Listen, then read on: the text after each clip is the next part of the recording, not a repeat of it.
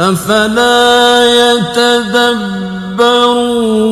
القرآن أم على قلوب أقفالها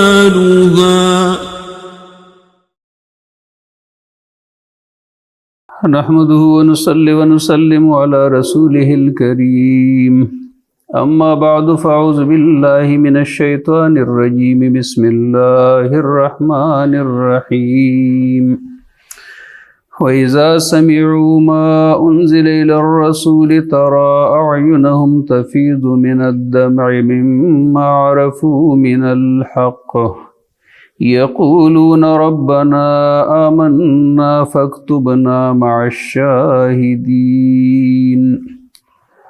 آمنت بالله صدق الله العلي العظيم۔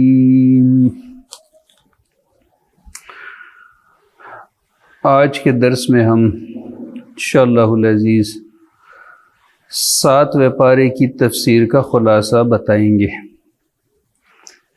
پارے کے جو ابتدائی آیات ہے 4 آیات، یعنی ابتدا سے لے کر رکوع کے ختم تک 4 آیات، اس کا تعلق چھٹے پارے کے آخری آیات سے ہے، اور اس کے اندر اللہ تبارک و تعالی نے عیسائیوں کا تذکرہ فرمایا ہے کہ وہ یہودیوں کی بنسبت دین کے لیے نرم ہے، مسلمانوں کے ساتھ ان کا رویہ یہودیوں کی بنسبت اچھا ہے، اور اللہ کے دین کے ساتھ ان لوگوں میں یہودیوں کی بنسبت اخلاص زیادہ ہے۔ جب بات ان کو سمجھ میں آ جاتی ہے تو وہ لوگ مان بھی لیتے ہیں، لیکن یہودیوں میں ضد زیادہ ہے، حسد زیادہ ہے، کینہ زیادہ ہے ان لوگوں میں، اس لیے وہ لوگ زیادہ اسلام کی طرف آئے بھی نہیں۔ جتنے بھی لوگ زیادہ کنورٹ ہوئے اسلام کی طرف تو اس میں اکثریت عیسائیوں کی تھی بھی اور اب بھی ہے، اب بھی زیادہ لوگ عیسائی اسلام کی طرف آ رہے، یہودی نہیں آ رہے، کیونکہ ضدی آدمی، حسدی آدمی جو ہوتا ہے، جو دل کا کالا ہوتا ہے، اس کو ہدایت نہیں مل جاتی، بہت مشکل سے اس کو راہ راست کی اللہ تبارک و تعالی توفیق دیتا ہے۔ اس کے بعد پھر یہ آیت نمبر 87 سے لے کر 89 تک، 89 تک، اس کے اندر اللہ تبارک و تعالی نے کچھ معاشی، کچھ معاشرتی مسائل کا تذکرہ فرمایا ہے۔ سب سے پہلے اللہ رب العزت نے ارشاد فرمایا کہ جو چیزیں اللہ نے حلال قرار دی ہے تو اس کو بندہ حرام قرار نہ دے۔ حلال اور حرام کا اختیار اللہ نے اپنے نبی کو بھی نہیں دیا۔ بعد میں آئے گا اللہ رب العزت نے اپنے نبی کو منع فرمایا، یا ایھا النبی لم تحرم ما احل اللہ لک، اے نبی آپ ایسی چیزوں کو کیوں حرام قرار دیتے ہو جو اللہ نے تمہارے لیے حلال قرار دی ہے۔ تو حرام اور حلال کا اختیار اللہ کے پاس ہے، کوئی بندہ کسی ناجائز چیز کو جائز نہیں قرار دے سکتا، کسی جائز کو ناجائز اور حرام نہیں قرار دے سکتا۔ البتہ حلال کے حوالے سے یہ فرمائے کہ اس میں بھی حد سے تجاوز نہ کرو۔ پھر اس کے بعد اللہ رب العزت نے قسم کے حوالے سے گفتگو کی، جو ہمارے معاشرتی مسائل میں سے ایک اہم مسئلہ ہے، ہم بات بات پہ قسم اٹھاتے ہیں۔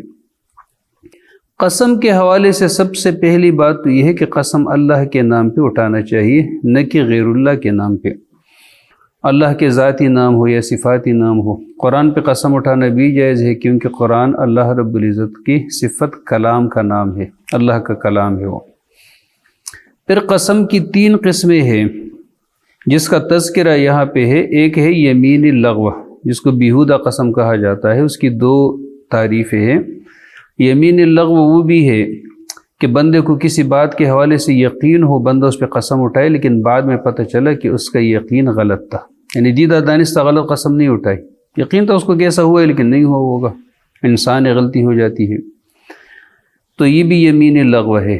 یمین اللغو یہ بھی ہے کہ بندہ اپنے گفتگو میں ایسے اس نے اس کو اپنے گفتگو کا حصہ بنایا ہو، جیسے ہم لوگ کہتے ہیں قسم ہے یار، قسم ہے ایسا نہیں کرو، قسم ہے نہیں کرو، تو یہ قسم نہیں ہوگی، اس پہ کوئی پکڑ نہیں ہے، اس پہ کوئی مؤاخذہ نہیں ہوگا۔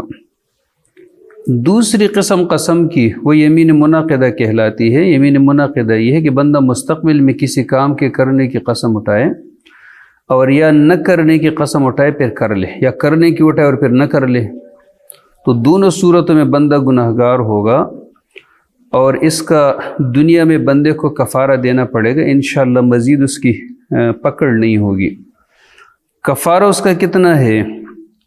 تو 10 مسکینوں کو کھانا کھلانا ہے، یا ان کو کپڑے دینا ہے 10 جوڑے، اور یا ایک غلام کو آزاد کرنا ہے۔ اور اگر اس کی طاقت نہ ہو، غلام تو آج کل نہیں ہے ویسے، تو اگر اس کی طاقت نہ ہو، یعنی 10 مسکینوں کو کھانا نہیں دے سکتا یا ان کو کپڑے 10 جوڑے نہیں دے سکتا، درمیانہ قیمت کے جوڑے، تو پھر 3 دن مسلسل بندہ روزے رکھے گا، اس کا کفارہ ادا ہو جائے گا۔ تیسری قسم کی قسم جس کا یہاں پہ تذکرہ نہیں ہے، اس کو یمین غموس کہا جاتا ہے۔ یمین غموس وہ ہوتا ہے کہ بندہ دیدہ دانستہ جھوٹی قسم اٹھائے، تو اس بندے کے لیے بڑی سزا ہے، عذاب ہوگا اس بندے کے لیے اگر اس نے توبہ نہیں کی تو۔ اور دنیا میں اس کا کفارہ ہے یا نہیں ہے، تو اس کا کوئی کفارہ نہیں ہے۔ البتہ اگر یہ کفارہ ادا کرے تو ہو سکتا ہے اللہ تبارک و تعالی اس سے عذاب میں اور اس کے پکڑ میں اللہ تخفیف کر دے گا انشاءاللہ۔ آیت نمبر 90 سے لے کر 93 تک، 90 سے لے کر 93 3 آیت میں، اس کے اندر اللہ تبارک و تعالی نے شراب اور جوے کے حوالے سے آخری حکم نازل فرمایا۔ فرمایا انما الخمر والمیسر والانصاب والازلام رجس من عمل الشیطان فاجتنبوہ لعلکم تفلحون۔ یہ اس کے حوالے سے، جوے کے حوالے سے، شراب کے حوالے سے، بالخصوص شراب کے حوالے سے آخری حکم ہے۔ رب نے ارشاد فرمایا بے شک شراب، جوا، آستانے، پان سے یہ شیطانی عمل ہے اور گندے کام ہے، اس سے احتراز کرو لعلکم تفلحون، تمہاری کامیابی اسی میں ہے۔ تو جن کا قرآن کے اوپر مضبوط ایمان تھا ان کو معلوم تھا کہ کامیابی اب اسی میں ہے کہ اس کو چھوڑ دیا جائے۔ اس لیے جس بندے کے پاس جتنی شراب گھر میں تھی، کاروبار میں، دکان میں، کہیں اس نے سرمایہ لگایا تھا، سب نے ساری چیزیں ختم کر دی، ایک گھونٹ اور قطرہ بھی کسی بندے نے اپنے گھر میں نہیں چھوڑا کہ میں تحقیق کروں، یا ہو سکتا ہے کوئی ضرورت پڑے۔ وہ صحابہ کرام تھے رضوان اللہ تعالیٰ علیہم اجمعین، جس وقت حکم نازل ہو تو انہوں نے ساری چیزوں کو ختم کر دیا۔ مولانا مودودی نے تفہیم القرآن میں لکھا ہے کہ حکومت وقت کی بھی ذمہ داری ہے کہ بزور بازو شراب پر پابندی عائد کرے، یہ حکومتی ذمہ داری بھی ہے۔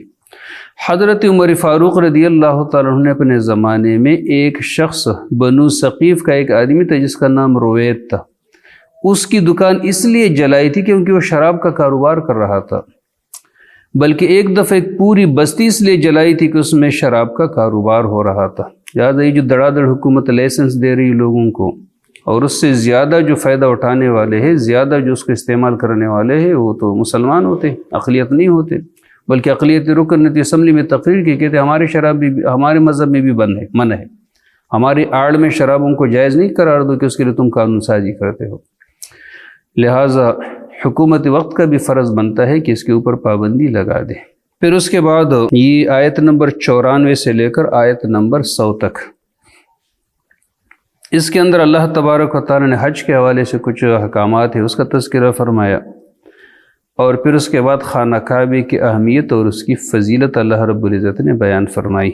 حج کے حوالے سے جو خصوصی حکم یہاں پہ ہے وہ یہ ہے کہ بندہ جب احرام باندھتا ہے تو خشکی کا شکار اس کے اوپر حرام ہو جاتا ہے۔ پرانے زمانے میں لوگ پیدل جاتے تھے تو راستے میں پرندوں کا شکار ہوتا تھا، مختلف قسم کے صحرائی جانوروں کا شکار ہوتا تھا۔ اللہ تبارک و تعالی نے اس کے اوپر پابندی لگائی، البتہ سمندری شکار کھیلنا حلال اور جائز ہے۔ ضمناً اللہ تبارک و تعالی نے خانہ کعبے کی بات بھی بتائی بیچ میں۔ اللہ تبارک و تعالی نے کہ یہ جو خانہ کعبہ ہے یہ لوگوں کے اجتماعی زندگی کے قیام کا ذریعہ ہے، یعنی جب تک خانہ کعبہ ہے تو دنیا ہے، اور جب خانہ کعبہ مٹ جائے گا، جیسے آخری زمانے میں سب سے آخری نشانی یہ ہوگی کہ دنیا سے خانہ کعبے کو مٹا دیا جائے گا۔ حدیث میں آتا ہے ایک بندہ ہوگا حبش کا جس کی چھوٹی چھوٹی پنڈلیاں ہوگی، کالے رنگ کا ہوگا، اور وہ خانہ کعبے کا اینٹ سے اینٹ بجھا دے گا، تو اس کے بعد وہ بالکل آخری نشانی ایک بچی ہوگی، وہ ختم ہو جائے گی، ایمان اڑ جائے گا، سارا ختم ہو جائے گا، ایک کلمہ گو بھی نہیں بچے گا، تو پھر اس کے بعد قیامت آ جائے گی۔ اسرافیل علیہ السلام آخری سور پونکے گا۔ اس کے بعد آیت نمبر 101 سے لے کر 108 تک دو چیزوں کا ان آیات کے اندر تذکرہ ہے۔ نمبر 1 زیادہ قسم کے سوالات کرنا، اور دوسرا جاہلی رسومات کا یہاں پہ تذکرہ ہے۔ زیادہ سوالات شریعت کی نظر میں اور اللہ کی نگاہ میں ناپسندیدہ ہے۔ نبی علیہ الصلوۃ والسلام نے ارشاد فرمایا کہ 3 چیزیں اللہ رب العزت کو پسند نہیں ہے، قیل وقال وکثرت السؤال واضاعۃ المال۔ ایک قیل وقال، بہت زیادہ باتونی ہونا، بہت زیادہ باتونی، کچھ لوگ بہت زیادہ باتیں کرتے ہیں خواہ فضول میں۔ تو نبی علیہ الصلوۃ والسلام نے ارشاد فرمایا کہ جو بندہ اللہ کی یاد کے بغیر زیادہ بولتا ہو تو اس کا دل سخت ہوتا ہے، اور جس بندے کا دل سخت ہوتا ہے تو اللہ رب العزت کے بندوں میں اللہ سے سب سے زیادہ دور بھی وہ انسان ہوتا ہے۔ تو قیل وقال اللہ کو ناپسندیدہ ہے، وکثرت السؤال زیادہ سوالات اللہ کو ناپسندیدہ ہے، واضاعۃ المال اور اب مال ضائع کرنا، یہ 3 چیزیں اللہ کو پسند نہیں ہے۔ حضرت ابو ہریرہ رضی اللہ تعالیٰ عنہ سے روایت ہے، مسلم شریف کی حدیث ہے، جب حج فرض ہوا تو ایک صحابی رسول رضی اللہ تعالیٰ عنہ، نبی علیہ الصلوۃ والسلام نے فرمایا کہ اللہ نے حج فرض کیا ہے، کرو۔ تو ایک شخص جس کا نام حضرت اقرع بن حابس رضی اللہ تعالیٰ عنہ، تو اس نے نبی علیہ السلام سے پوچھا، ہر سال فرض ہے اللہ کے رسول؟ نبی علیہ السلام خاموش ہو گئے۔ پھر اس نے سوال کیا، پھر نبی علیہ الصلوۃ والسلام نے ارشاد فرمایا کہ ایسے سوالات کیوں کرتے ہو؟ جتنا عمل کر سکتے ہو عمل کرو، اتنے سوالات نہیں کرو۔ اگر میں کہتا کہ ہاں تو پھر ہر سال تمہارے اوپر فرض ہو جاتا اور پھر تم اس کی طاقت نہ رکھتے۔ اب زیادہ سوالات کون سا بندہ کرتا ہے؟ اصل میں جو بندہ کوئی راستہ تلاش کرنے والا ہوتا ہے وہ زیادہ سوالات پوچھتا ہے۔ جیسے کوئی بندہ سودی کام کرتا ہے، وہ کبھی بھی قرآن آیت پہ مطمئن نہیں ہوگا، اتنے سوالات کرے گا، اتنا برمار کرے گا۔ جو رشوت لینے والا ہے وہ آپ کی آیتوں پہ گزارا نہیں ہوگا اس کا، وہ سوالات کرے گا، سوالات نکالے گا اور مختلف قسم کے توجیہات آپ کے سامنے پیش کرے گا۔ تو اللہ تبارک و تعالی نے بہت زیادہ سوالات سے منع فرمایا۔ حدیثی دارمی شریف کی حدیث ہے، ابن عباس رضی اللہ تعالیٰ عنہ فرماتے، میں نے نبی علیہ السلام کے صحابہ کرام سے زیادہ اچھا بہتر کسی کو نہیں دیکھا۔ انہوں نے ساری زندگی میں نبی علیہ السلام سے صرف 13 سوالات پوچھے ہیں، اور سب قرآن میں موجود ہے، صرف 13 سوالات۔ پھر ان لوگوں نے کچھ غلط رسم اپنے اندر رائج کیے تھے، مختلف قسم کی اونٹنیاں تھی، اونٹ تھے جو وہ لوگ اپنے بتوں کے نام پہ چھوڑتے تھے، ان کو نظر کرتے تھے، پھر اس کے بعد ان کو ہاتھ نہیں لگاتے تھے۔ اللہ تبارک و تعالیٰ نے ان سارے رسومات کو ختم کر دیا۔ اس کے بعد پھر آیت نمبر 109 سے لے کر 120 تک پیغمبری کی حقیقت اللہ تبارک و تعالیٰ نے بتائی کہ پیغمبر ہوتا کون ہے، اور حضرت عیسیٰ علیہ الصلوۃ والسلام کا واقعہ قدر تفصیل سے بیان کیا۔ اس لیے اللہ رب العزت نے پیغمبروں کی حقیقت بتانے کے بعد عیسیٰ علیہ السلام کا واقعہ بیان کیا۔ حضرت عیسیٰ علیہ السلام کی شان میں لوگوں نے بہت زیادہ حد سے تجاوز کیا تھا، اس کی والدہ کے بارے میں بھی، اس کو خدائی کے درجے تک پہنچایا تھا۔ تو اللہ رب العزت نے ان غلط خیالات اور عقائد کو رد فرمایا۔ یہ کوئی احترام نہیں ہے کہ آپ پیغمبر کو اس کے منصب سے اٹھاؤ، جو منصب اللہ نے اس کو دیا ہے اسی منصب پہ اس کو رکھنا ہوگا۔ یہ بھی جائز اور مناسب نہیں ہے کہ اس منصب سے اس کو گھٹا دیا جائے۔ تو کچھ گھٹاتے رہے جیسے مشرکین مکہ تھے، اور کچھ بہت زیادہ اوپر لے جا رہے تھے جیسے عیسائی تھے، جیسے یہودیوں کی قوم حضرت عزیر علیہ السلام کے بارے میں جو ان کا عقیدہ تھا۔ اللہ تبارک و تعالی نے اس کو رد فرمایا۔ اللہ قیامت کے دن پیغمبر ان سے پوچھے گا تمہیں کیا جواب دیا جائے گیا؟ تو وہ کہیں گے جب ہم تھے تو ہمیں پتہ، اس کے بعد تو ہمیں علم نہیں ہے، غیب کا علم تو آپ ہی رکھنے والے ہو۔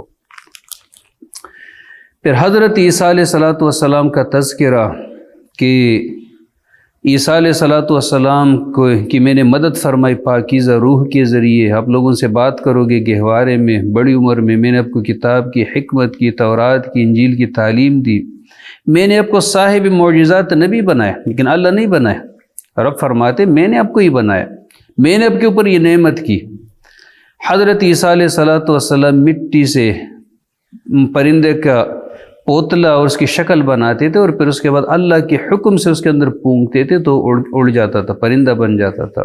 اسی طرح پیدائشی آندے کو کوڑی کی بیماری کو، بلکہ یہاں تک کہ مردوں کو بھی اللہ رب العزت کے حکم سے زندہ کرتے تھے۔ پھر اس کے بعد حضرت عیسیٰ علیہ السلام کے اوپر آسمان پہ اٹھانے کا یہاں اشارہ ہے اس کی طرف، تفصیلی تذکرہ بعد میں آ جائے گا۔ عیسیٰ علیہ السلام کی قوم کا تذکرہ ہے جنہوں نے عیسیٰ علیہ السلام سے فرمائشی معجزات میں سے ایک خوان مانگا تھا کہ آسمان سے ہمارے لیے ایک خوان نازل فرمائے جس کے اوپر کھانا بھی ہو، اس کے اوپر سالن بھی ہو، روٹیاں بھی ہو، مختلف قسم کی چیزیں ہو۔ عیسیٰ علیہ السلام نے فرمایا کہ فرمائش معجزہ جب آ جاتا ہے تو اس کے بعد مہلت نہیں ہوتی، ختم ہو جاتی ہے۔ تو اب سوچ لو آپ لوگوں، نازل تو ہو جائے گا لیکن اس کے بعد مہلت نہیں ہوگی، جو نہیں مانے گا تو پھر اللہ کی طرف سے عذاب آئے گا۔ پھر آئے یا نہیں آئے تو اس کے اندر اختلاف ہے، کچھ لوگ کہتے نازل ہونا شروع ہوا تھا اور کچھ حضرات کہتے کہ نہیں، یہ لوگ اس دھمکی کے بعد پھر اپنے اس مطالبے سے باز آئے تھے۔ پھر اللہ تبارک و تعالی حضرت عیسیٰ علیہ السلام سے پوچھے گا کہ کیا آپ نے لوگوں سے کہا تھا کہ مجھے اور میری والدہ کو اللہ رب العزت کے علاوہ معبود بناؤ؟ کہیں گے اللہ تو پاک ہے، ہم کیسے ایسی بات کہہ سکتے ہیں کہ جس کا ہمیں حق ہی نہیں ہے؟ اگر میں نے کہی بھی ہے تو آپ کو اس بات کا علم ہوگا۔ یہ تو لوگ اپنی طرف سے کہتے ہیں، میں نے تو لوگوں کو اللہ کی خدائی کی طرف بلایا، آپ کی طرف میں نے لوگوں کو دعوت دی، یہ تو لوگوں نے اپنی طرف سے یہ چیزیں ایجاد کی۔ لہٰذا جس چیز کی دعوت پیغمبر دیتا ہے توحید، سب سے پہلے خود اسی پہ عمل کرنے والا ہوتا ہے۔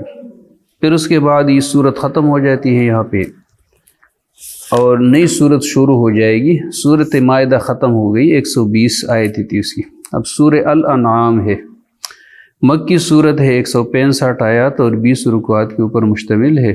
صورت کا نام آیت نمبر 136 میں الانعام کا لفظ آیا ہے، وہاں سے اس کا نام لیا گیا ہے۔ اور جیسے کہ مکی صورت ان کا مزاج ہے، اس میں 3 چیزیں مسلسل چلے گی۔ نمبر 1 اللہ کی وحدانیت، نمبر 2 نبی علیہ السلام کی رسالت، اور تیسری چیز آخرت کا اثبات۔ تو تقریباً انہی موضوعات کے اوپر یہ صورت یہ مشتمل ہے۔ پہلا موضوع اس صورت کا جو آیت نمبر 1 سے لے کر 24 تک ہے، اللہ رب العزت کی وحدانیت، اس کے اوپر دلائل اور اعتراضات اور لوگوں کے شبہات کا دفع کرنا۔ فرمائے تمام تعریفیں اس اللہ کے لیے ہے۔ کیوں اللہ کے لیے تمام تعریفیں ہے؟ دلائل، جس نے آسمانوں کو پیدا کیا، زمین کو پیدا کیا، تاریکیاں بنائی، روشنی پیدا کی، پھر بھی کافر اللہ کے ساتھ شرک کرتے ہیں۔ اللہ وہ ذات ہے جس نے تمہیں مٹی سے پیدا کیا، تمہاری زندگی کے لیے ایک مدت مقرر کی، ایک دوسری مدت بھی اللہ کے ہاں مقرر ہے، پھر تم شک کرتے ہو۔ اللہ وہ ذات ہے جو آسمانوں میں بھی ہے، زمین میں بھی ہے، تمہارے کلے چپے سے واقف ہے، جو تم کرتے ہو اللہ اسے جانتا ہے۔ اور پھر اس کے بعد اللہ رب العزت نے ارشاد فرمایا، یہ لوگ نہیں دیکھتے، کتنے سے پہلے ہم نے بستیوں کو ہلاک کیا ہے، ہم نے ان کو زمین میں وہ اقتدار بخشا تھا جو تمہیں نہیں بخشا، اور ہم نے آسمان سے خوب بارش ان لوگوں کے اوپر برسائی، ان کے نیچے نہریں ہم نے بہائی، لیکن جب ان لوگوں نے گناہ کیا تو ہم نے ان کو پکڑ لیا، اس کے بعد اور لوگوں کو پیدا کیا۔ آپ بھی نہیں مانو گے تو انجام تمہارا بھی وہی ہوگا۔ پھر یہ مشرک کہتے تھے کہ قرآن کو ایسے کسی کتاب میں اوپر سے اتار کے لے ہمارے اوپر، فرمایا اگر ہم اسی طرح بھی نازل کریں گے اور یہ لوگ اس کو ہاتھ بھی لگائیں گے تو پھر بھی یہ لوگ کہیں گے کہ یہ کھلا جادو ہے، کیونکہ ضدی آدمی ایک ہوتا ہے جاہل، دوسرا ہوتا ہے متجاہل۔ جاہل آدمی تو سمجھ لیتا ہے تو مان لیتا ہے، متجاہل وہ ہوتا ہے جو ضد پہ آیا ہوتا ہے، اس کے سامنے آپ کوئی بھی نشانی لے کر آئے وہ کبھی ماننے کے لیے تیار نہیں ہوتا۔ اس کو تجاہل عارفانہ بھی کہا جاتا ہے، تو یہ تجاہل عارفانہ ہے یہ لوگ۔ پھر کہتے تھے کہ پیغمبر کی جگہ کوئی فرشتہ کیوں نہیں ہے؟ تو رب نے فرمایا اگر فرشتہ بھی بھیجتے تو براہ راست فرشتے سے کوئی بندہ رین سے نہیں کر سکتا، اس سے بات نہیں کر سکتا، پھر ہم اس کو انسان بنا کے بھیج دیتے، پھر یہ لوگ کہتے کہ تو پھر انسان ہوا۔ پھر اللہ نے پوچھا، فرمایا ان لوگوں سے پوچھا کہ آسمان اور زمین میں جو مخلوق ہے وہ کس کی ہے؟ تو پیغمبر خود جواب دیں، ان کے پاس کوئی جواب اس کے سوا نہیں ہے کہ سب کچھ اللہ تبارک و تعالیٰ کے لیے۔ اللہ تمہیں قیامت میں جمع کرے گا اور پھر وہاں پتہ چلے گا کہ کون سا بندہ خسارے میں ہے اور کون سا بندہ فائدے میں ہے۔ تمام مخلوقوں کے جو رات میں ٹہرتے ہیں، دن میں زندگی گزارتے ہیں، یہ سب اللہ رب العزت کے لیے، اللہ سننے اور جاننے والے۔ پیغمبر کیا اللہ کے سوا میں کسی اور کو اپنا ولی بناؤ؟ اس اللہ کو چھوڑ کے جو آسمان اور زمین کو پیدا کرنے والا ہے، وہ کھلاتا پلاتا ہے، اس کو کوئی نہیں کھلاتا۔ بے شک مجھے حکم دیا گیا ہے کہ سب سے پہلے میں خود سر تسلیم خم کر دوں اور میں مشرکوں میں سے نہ ہوں۔ پھر اس کے بعد اگر اللہ تمہیں تکلیف دے تو اللہ ہی ہٹائے گا، اگر اللہ تمہارے ساتھ بھلائی کرنا چاہے تو ہر بات پہ قادر ہے۔ اللہ اپنے بندوں کے اوپر کامل اختیار رکھتا ہے، اللہ تبارک و تعالی حکمت والا اور باخبر ہے۔ یہ توحید، یہ اس کے دلائل، یہ چلیں گے وہ آیت نمبر 24 تک ہی چلے گا، پھر آیت نمبر 25 سے لے کر آیت نمبر 41 تک قرآن کی حقانیت، قرآن، منکرین کا انجام کہ جو لوگ اس کو نہیں مانے۔ رب نے ارشاد فرمایا کچھ لوگ قرآن سن تو لیتے ہیں لیکن ان کے دلوں پہ پردے ہیں، اس کو سمجھنے سے وہ لوگ قاصر ہیں اور ان کے کانوں میں گرانی ہے، بوجھ ہے، جس کی وجہ سے یہ لوگ اس کو صحیح طریقے سے سن نہیں پاتے، اور اگر یہ ہر قسم کی نشانی دیکھے تو پھر بھی یہ لوگ اس کے اوپر ایمان نہیں لاتے، اور پھر یہ لوگ کہتے ہیں کہ تو پرانے لوگوں کی کہانیاں ہیں، خود بھی قرآن سے رکتے ہیں اور لوگوں کو بھی اس سے دور کر لیتے، خود بھی دور رہتے ہیں اور لوگوں کو بھی دور کرتے ہیں۔ یہ اپنے آپ کو ہلاکت میں ڈالیں گے لیکن ان لوگوں کو شعور نہیں ہے۔ پھر قیامت کا تذکرہ اللہ رب العزت نے ارشاد فرمایا کہ قیامت کے دن اللہ ان کو آگ پہ اکٹھا کرے گا تو یہ کہیں گے کاش کہ ہمیں دنیا کی طرف واپس بھیج دیا جائے، پھر ہم تکذیب نہیں کریں گے، پھر ہم مانیں گے۔ رب نے ارشاد فرمایا ایسا پھر بھی یہ لوگ نہیں کریں گے، اگر دوبارہ دنیا میں بھیجے جائے تو پھر یہ وہی بدعملی کریں گے جس سے ان لوگوں کو روکا گیا ہے، اور یہ تو مانتے نہیں ہے، یہ تو کہتے صرف دنیا کی زندگی ہے، ہم نے تو اس کے بعد اٹھنا ہی نہیں ہے، لیکن اٹھنا ضرور ہوگا اور ان لوگوں کو اللہ رب العزت کے سامنے پیش ہونا پڑے گا۔ اس کے بعد پھر یہ جو قرآن کا ایک مستقل موضوع ہے تذکیر بایام اللہ، اللہ تبارک و تعالیٰ نے ان لوگوں کا تذکرہ فرمایا کہ جن کو اللہ تبارک و تعالیٰ نے عذاب دیا ہے، معذب شدہ قوموں کا اللہ تبارک و تعالیٰ نے تذکرہ فرمایا۔ یہ آیت نمبر 42 سے لے کر 25 تک ہوگا۔ فرمایا ہم نے بہت سارے پیغمبر بھیجے بہت ساری امتوں کو ہم سے پہلے، ہم نے ان لوگوں کو مصائب و آلام میں گرفتار کیا تاکہ وہ لوگ ہمارے سامنے جھک جائے، لیکن وہ لوگ باز نہیں آئے، ان کے دل سخت ہو گئے، شیطان نے ان کے سامنے ان کے اعمال کو مزین اور خوبصورت بنایا تھا۔ پھر ہم نے ان لوگوں کے اوپر ہر قسم کی خوشحالیوں کے دروازے کھولے، یہاں تک کہ وہ خوب مگن ہو گئے، پھر اچانک ہم نے ان کو پکڑ لیا تو وہ ہر خیر سے مایوس تھے، جڑیں کاٹ دی گئی اس قوم کی جن لوگوں نے ظلم کیا۔ تمام تعریف اللہ کے لیے ہے کہ جو رب العالمین ہے۔ 8واں موضوع اس پارے کا وہ توحید اور رسالت ہے، جیسے میں نے شروع میں کہا تھا، توحید اور رسالت۔ یہ 46 سے لے کر یہ 50 تک ہے۔ اللہ رب العزت نے ارشاد فرمایا اگر اللہ تمہارے سننے کی دیکھنے کی طاقت ختم کرے، تمہارے دلوں پہ مہر لگا دے، تو کون ہے جو تمہیں صلاحیتیں لٹا دے؟ دیکھو کیسے لوگ ہماری آیاتوں سے اور ہماری نشانیوں سے نظر چرا جاتے ہیں۔ پھر پوچھ لے ان لوگوں سے، کہو اگر تم اللہ کا عذاب تمہارے اوپر رات کے وقت آ جائے، علانیہ آ جائے، اچانک آ جائے، تو ظالم قوم کے علاوہ اور کون ہلاک ہوگا؟ اور ہم تو پیغمبروں کو اس لیے بیچتے ہیں تاکہ خوشخبری سنائے اور لوگوں کو اللہ کے عذاب سے ڈرائے۔ پیغمبر الہ نہیں ہوتے، پیغمبر خدا نہیں ہوتے، وہ اللہ تبارک و تعالیٰ کی طرف سے سفیر اور نمائندے ہوتے ہیں، اللہ کی بات لوگوں تک پہنچانے ہوتے ہیں، وہ تمہارے جیسے انسانوں میں سے ہوتے ہیں۔ اے پیغمبر لوگوں سے کہو میرے پاس خزائن نہیں ہے، اللہ کی طرف سے خزانے نہیں ہیں، نہ میں غیب کا علم جانتا ہوں، نہ میں یہ کہتا کہ میں فرشتہ ہوں، میں تو وہی کی پیروی کرتا ہوں۔ پھر اس کے بعد آیت نمبر 51 سے لے کر 55 تک اللہ تبارک و تعالیٰ نے اخلاص کا تذکرہ فرمایا کہ جس بندے کے اندر اخلاص ہوگا وہ دین کی طرف آ جائے گا، مخلص آدمی نہیں ہوگا تو اس کا آنا مشکل ہے۔ فرمایا اس قرآن کے ذریعے ان لوگوں کو ڈراؤ کہ جو اس بات کا خوف رکھتے ہیں کہ اپنے رب کے سامنے ان کو پیش کیا جائے گا، اور پھر اللہ کے علاوہ نہ ان کا کوئی حامی ہوگا نہ کوئی سفارشی ہوگا۔ پھر بڑے لوگوں جس کی ہمیشہ ہمیں طلب بھی ہوتی ہے اور ہمیں خواہش بھی ہوتی ہے، بااثر افراد جس کو ہم کہتے ہیں کہ بااثر لوگ جو ہم ایک رٹ لگائے بیٹھے ہوتے ہیں، تو بے شک نبی علیہ السلام نے بااثر لوگوں پہ بھی کام کیا، ان کو بھی دعوت دی، ان کے لیے دعائیں بھی کی، لیکن ان کی طرف بالکل جان کپانے کی ضرورت نہیں ہے کہ بس اللہ کا دین جیسے ان لوگوں کا محتاج ہی ہے۔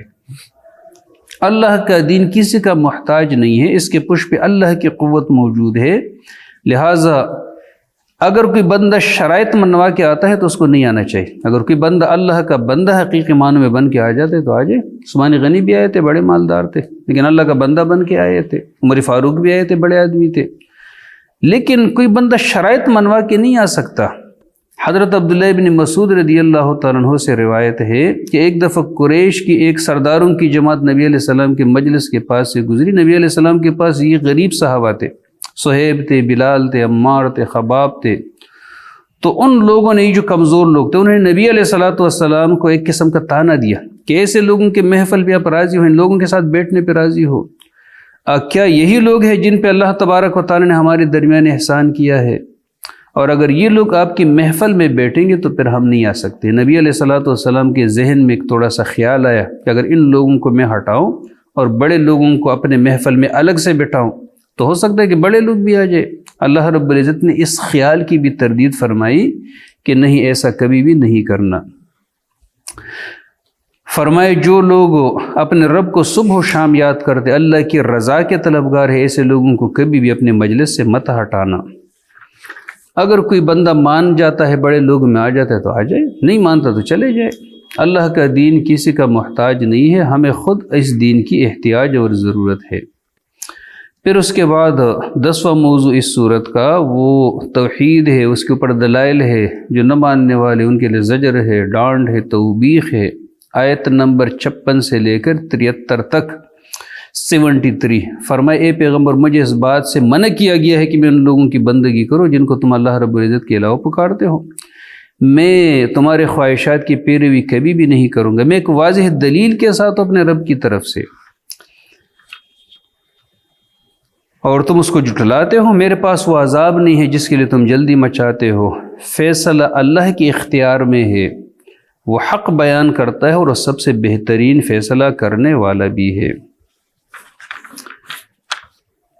پھر اس کے بعد جو اس صورت کا اگلا موضوع ہے وہ 11واں موضوع اس پارے کا، صورت کا نہیں، اس پارے کا، وہ بطور دلیل توحید کے اوپر دلیل حضرت ابراہیم علیہ السلام کا واقعہ ہے، جو قدر تفصیل سے یہاں بیان کیا۔ یہ 74 سے لے کر 90 تک کہ ابراہیم علیہ السلام کیسے موحد تھے، اور انہوں نے اپنے باپ آزر سے کہا کہ تم بتوں کو معبود بناتے ہو اللہ کے علاوہ، آپ اور آپ کی قوم کلی گمراہی میں ہو۔ پھر اس کے بعد ابراہیم علیہ السلام نے قوم کے غلط عقائد کے ابطال کے لیے رات کو ستارہ نظر ہے، وہ ستاروں کو پوچھتے تھے، فرمایا یہ میرا رب ہے۔ جب ڈوب گیا تو فرمایا نہیں، اللہ ڈوبتا نہیں ہے، غائب نہیں ہوتا۔ چاند کو دیکھا، فرمایا یہ ہوگا، فرمایا پھر جب ڈوب گیا کہا یہ بھی نہیں ہے۔ سورج کو دیکھا چمکتا ہو، فرمایا یہ میرا رب ہے، کیونکہ وہ ان چیزوں کو پوچھتے تھے، ایک ایک کر کے اس کو باطل کر رہے تھے۔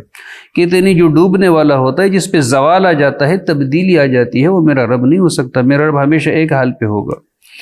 اور پھر فرمائے میں تو یکسو ہوں کہ اپنا رخ اس ہستی کی طرف کر لیتا ہوں جس نے زمین و آسمانوں کو پیدا کیا ہے، میں مشرک نہیں ہوں۔ قوم نے اس کے ساتھ جھگڑا کیا، اختلافات پیدا کیے، آگ میں حضرت ابراہیم علیہ السلام ڈال دیے گئے، لیکن ابراہیم علیہ السلام اپنی بات سے باز نہیں آئے، علاقہ چھوڑا، گھر بار چھوڑا، مشکلات اٹھائی اور برداشت کی، لیکن اللہ تبارک و تعالیٰ کے توحید پہ ڈٹے رہے تو اللہ تبارک و تعالیٰ نے بھی اس کو ضائع نہیں کیا۔ تا قیامت ساری دنیا کے مذاہب کے لیے ابراہیم علیہ السلام کو امام بنایا۔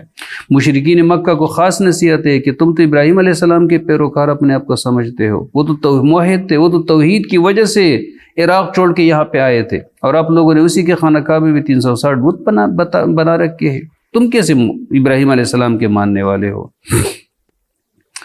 پھر اس کے بعد رسالت، قیامت اور قرآن کے حوالے سے ان لوگوں کا اعتراض یہ تھا کہ اللہ نے کسی بشر کو رسول بنا کے نہیں بھیجا۔ ہمارے یہاں بھی کچھ لوگ کہتے ہیں، کہو کتاب کس نے نازل کی جو اللہ نے، جو موسیٰ علیہ السلام لے کر آئے تھے، لیکن تم تو اس کو بھی نہیں مان رہے تھے۔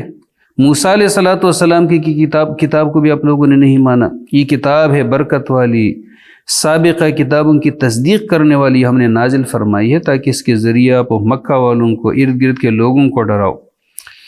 کون بڑا ظالم ہے اس شخص جو اللہ کے اوپر جھوٹ بولتا ہے، کہے میری طرف وحی کی گئی ہے حالانکہ اس کی طرف کچھ بھی نازل نہ کیا گیا ہو۔ پھر اس کے بعد 13واں موضوع جو ہے، جو آخری مضمون ہے اس پارے کا، وہ توحید اور اس کے دلائل ہے۔ پھر آخر میں پھر توحید اور دلائل فرمائے، گٹلی اور دانے کو پاڑنے والا اللہ ہے، اس سے ہریالی نکالنے والا، اس سے طرح طرح کے باغات پیدا کرنے والا۔ اللہ وہ ذات ہے کہ جو مردے کو زندہ سے، زندے کو مردے سے نکالتا ہے، یہی تو اللہ ہے، پھر کہاں تم ہٹائے جاتے ہو؟ وہی صبح کو نکالتا ہے، وہی ہے جس نے رات کو آرام کے لیے پیدا کیا، اس نے چاند اور سورج کو، اس کے طلوع غروب کا ایک حساب مقرر کیا ہے۔ وہی اللہ ہے جس نے تمہارے لیے ستارے پیدا کیے تاکہ تم اس کے ذریعے راستہ معلوم کرو، صحرا کی تاریکیوں میں، سمندر کی تاریکیوں میں۔ ہم تفصیل سے بیان کرتے اپنی آیتیں علم رکھنے والی قوم کے لیے۔ اللہ وہ ذات ہے جس نے تمہیں ایک جان سے پیدا کیا، پھر اس کے بعد تمہارے لیے جائے قرار اور سون پہ جانے کی جگہ مقرر کی۔ ہم تفصیل سے بیان کرتے اپنی آیتیں سمجھدار قوم کے سامنے۔ اللہ وہ ذات ہے جس نے آسمان سے پانی برسائے، اگائے اس کے ذریعے ہر قسم کے پودے، نباتات، ہرے برے کھیت، تہبتے چڑھے ہوئے دانے، کھجور میں سے، ان کے شگوفوں میں سے پھلوں کے گچھے جو زمین کی طرف جھکے ہوتے ہیں، باغات انگور کے، زیتون، انار جو ایک جیسے بھی ہوتے ہیں اور ایک جیسے نہ بھی ہوتے ہیں۔ دیکھو اس کے پل کی طرف کیسے نکلتا ہے، کیسے پکتا ہے۔ بے شک اس میں بڑی نشانی ایمان رکھنے والوں کے لیے۔ ان لوگ اللہ تبارک و تعالیٰ کے لیے جنوں میں سے شریک بناتے ہیں جبکہ اللہ نے ان کو پیدا کیا۔ یہ لوگ اللہ کے لیے بیٹے اور بیٹیاں بغیر علم کے بناتے ہیں۔ اللہ تبارک و تعالیٰ ان تمام چیزوں سے پاک ہے۔ اللہ تو موجود ہے آسمانوں اور زمینوں کا۔ اللہ کا کوئی بیٹا کیسے ہو سکتا ہے جبکہ اللہ کی کوئی بیوی نہیں ہے؟ اللہ نے ہر چیز کو پیدا کیا، وہ ہر چیز کا علم رکھنے والا ہے۔ یہی اللہ تمہارا رب ہے جس کے علاوہ کوئی معبود نہیں، ہر چیز کا خالق ہے۔ اللہ ہی کی بندگی کرو۔ اللہ تبارک و تعالی ہر چیز کے اوپر وکیل اور کفیل ہے۔ پھر اس کے بعد فرمائے اس طرح ہم کھول کے اپنی آیتیں بیان کرتے ہیں تاکہ یہ لوگ آپ سے کہتے ہیں کہ کہیں سے پڑھ کے آئے ہو۔ یہ اعتراض تھا ان لوگوں کا تاکہ ہم بیان کریں اس قوم کے آگے کہ علم رکھنے والے ہو۔ آپ اس وحی کی پیروی کرو جو تمہارے رب کی طرف سے تمہاری طرف کی جا رہی ہے۔ اللہ کے سوا کوئی معبود نہیں ہے۔ مشرکوں کی باتوں کو نظر انداز کرو۔ اور پھر اس کے بعد ایک آخر میں ایک اصول اللہ تبارک و تعالی نے بتایا، اخلاقی اصول، کہ آپ ان کو گالیاں نہ دو کہ جن کو یہ لوگ پکارتے ہیں اللہ کے علاوہ۔ ان کے ناجائز معبودوں کو بھی گالیاں نہ دو ورنہ وہ تمہارے حق اور سچے معبود کو گالیاں دیں گے بے علمی میں۔ اس طرح ہم نے ہر امت کے لیے ان کے عمل کو مزین کیا، پھر اپنے رب کی طرف ان کو پلٹنا ہے۔ اللہ ان کو ان کے اعمال کے بارے میں ضرور بتائے گا۔ وآخر دعوانا الحمد للہ رب العالمین۔